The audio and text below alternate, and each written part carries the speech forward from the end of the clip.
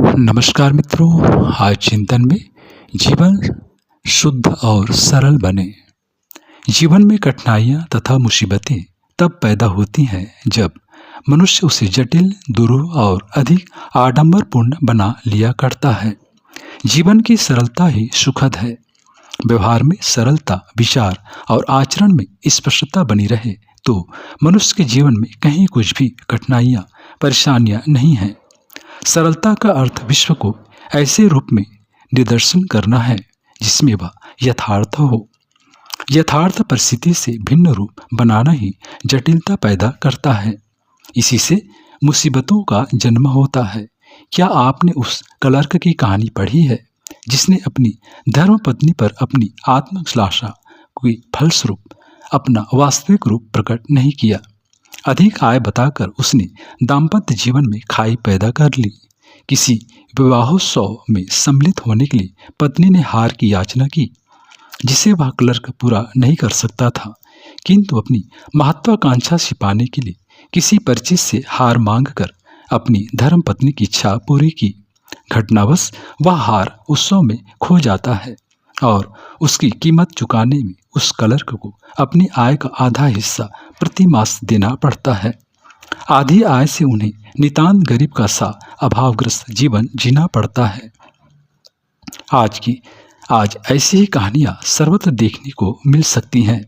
साधारण जीवन व्यवहार से लेकर उत्सवों, विवाहों, पर्वों पर, विद्यार्थी जीवन से लेकर सामाजिक व्यवहार तक सब जगह अस्पष्टता के दर्शन होते हैं। जिसकी आय मात्र प्रतिदिन 200 रुपये है, वह उसे छिपाकर 500 रुपये बताने में अधिक गौरव मानता है। घर की माली हालत अच्छी नहीं है, पर बाहर निकलने के लिए वह सुसज्जित वेशभूषा चाहता है।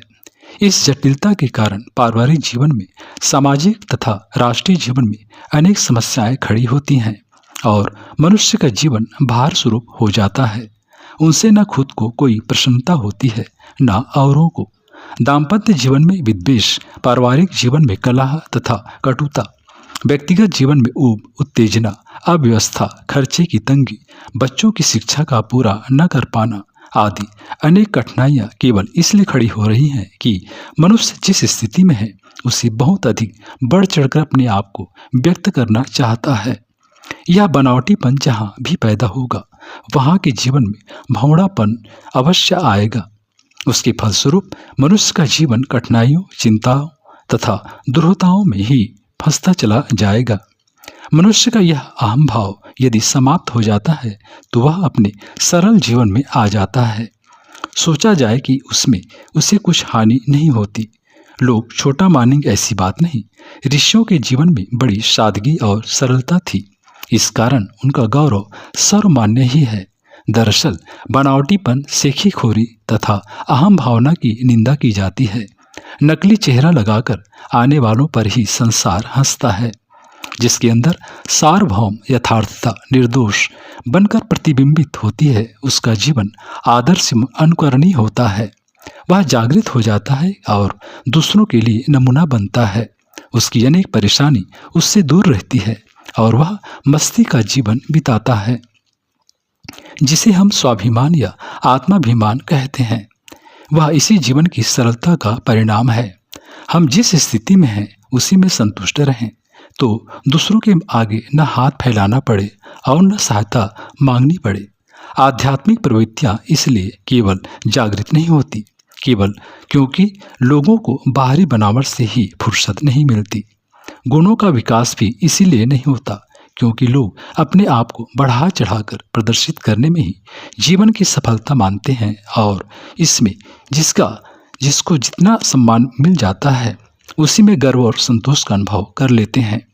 बुद्धि का जो भाग जीवन विकास और आध्यात्मिक शक्तियों के जागरण में लगना चाहिए था, वह बाह्य विडंबना और आत्म प्रताड़ना में ही बीतता रहता है। बौद्धिक स्तर का इससे विकास भले ही हो जाए किंतु आत्मिक स्तर दिन दिन गिरता जाता है। नैतिक दृष्टि से ऐसे व्यक्तियों को पिछड़ा हुआ ही मानना चाहिए। आहार विहार, रहन सहन, वेशभूषा, विचार तथा जीवन निर्माण में मौलिक सरलता का समावेश होना आवश्यक है। आत्मा की आंतरिक स्फूर्णता के साथ मनुष्य विकसित हो, यह उसकी मूल आवश्यकता है। उसके जीवन में स्नेह, प्रेम, आत्मीयता, दया, करुणा, उदारता, सामंजस्य तथा सहिष्णुता का आदान प्रदान बना रहे। इसके लिए यह आवश्यक है कि उसका जीवन शुद्ध और सरल बना रहे। इससे उसका मनोबल क्षीण न होगा, वह हतोत्साह, परावलंबी तथा उदासीन न होगा। उसके जीवन में निरंतर एक ऐसी दैवी प्रतिभा का विकास होता रहेगा जिसकी समीपता में उसके उपयुक्त मानवीय गुण फलते फूलते तथा अभिसिंचित होते रहेंगे। जटिलता जीवन वृत्तियों को बाह्योपचारों में लगाती है। सरलता आत्मिक स्तर को, अंतःकरण को विशाल बनाती है। सत्य का व्यवहारिक स्वरूप सरलता है। इससे मनुष्य का निर्माण हृदय विस्तीर्ण होता है, भावनाएं परिष्कृत होती है। जैसे जैसे उसकी वृत्तियां अंतर्वर्ती होती रहती हैं, वैसे वह संसार को भी अत्यंत स्पष्ट और स्वच्छ रूप में देखने लगता है। संसार के सच्चे रूप को देखना ही आत्मा की मूल आवश्यकता है। मनुष्य के जीवन में जब मिथ्या अहंकार तथा खोखलापन आता है, तभी उसे सत्य की वास्तविकता से विभ्रम होता है और वह नास्तिकता के कूट चक्र में फंसकर जीवन को कठिन बना डालता है। मानसिक अशांति का कारण क्या है? मानसिक मनुष्य चाहते हैं कि संसार के सब पदार्थ अपने अपने स्वभाव को छोड़कर उन्हीं की इच्छानुकूल बर्ताव करने लग जाएं, परंतु पदार्थ ऐसा करने से लाचार है। वे जिन प्राकृतिक नियमों से बंधे हैं उनका उल्लंघन नहीं कर सकते। इसलिए जब वे मनुष्य की इच्छा पूर्ति नहीं करते, तभी वह दुखी होने लगता है। भलाई तो इसमें थी कि वह वस्तुओं के यथार्थ स्वरूप को देखकर अपनी आवश्यकताओं को उनके अनुकूल बनाने का प्रयत्न करता, परंतु यह तभी संभव है जब अपनी मानसिक वृत्तियों पर नियंत्रण किया जाए और उन्हें स्थिति की परिधि से बाहर न होने दिया जाए। इच्छाएं, आकांक्षाएं बढ़ें, इसमें हर्ज नहीं, पर वे साधनों के घेरे को तोड़कर बाहर न फैलने पाएं। इतना ध्यान बना रहे तो कोई भी प्रगति अनर्थकारक न होगी। संपन्नता, शक्ति और समृद्धि हमारी शान तो है, किंतु वे यथार्थ होनी चाहिए। केवल प्रदर्शन मात्र न होना चाहिए। बाहरी एवं भीतरी साधन और विस्तार में पारस्परिक मेल मिलाप बना रहे तो वह उन्नति सर्वांगीण कही जाएगी।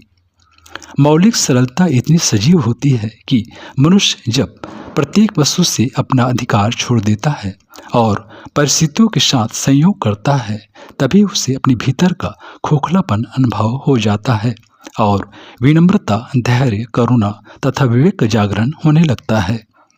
जटिलता तो केवल दुर्गुणों तथा पाप वृत्तियों के कारण उत्पन्न होती है। अतः मनुष्य जब तक स्वयं पूर्ण जीवन शुद्ध और सरल न कर ले, उसे अपने मनोविकारों के शोधन परिमार्जन में ही लगे रहना चाहिए। अंतःकरण में कलुष न रह जाए और बाह्य जीवन में दंभ में शेष न रचे। उसी पुरुष का जीवन निश्चयात्मक शांति एवं दैवी प्रतिभा से ओतप्रोत होता है। मित्रों, जो लोग वृत्तियों से दास बनकर अपनी इच्छाओं की पूर्ति के प्रयत्नों में उचित अनुचित का विचार न करते, उनकी आत्म दुर्बल हो रहती है।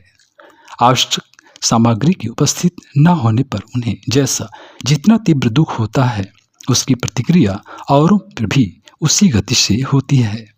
कपटता में अकेला एक व्यक्ति नहीं, अनेकों और भी संलग्न हो जाते हैं। इस दुख में फंसकर लोग अनर्थ करने लगते हैं।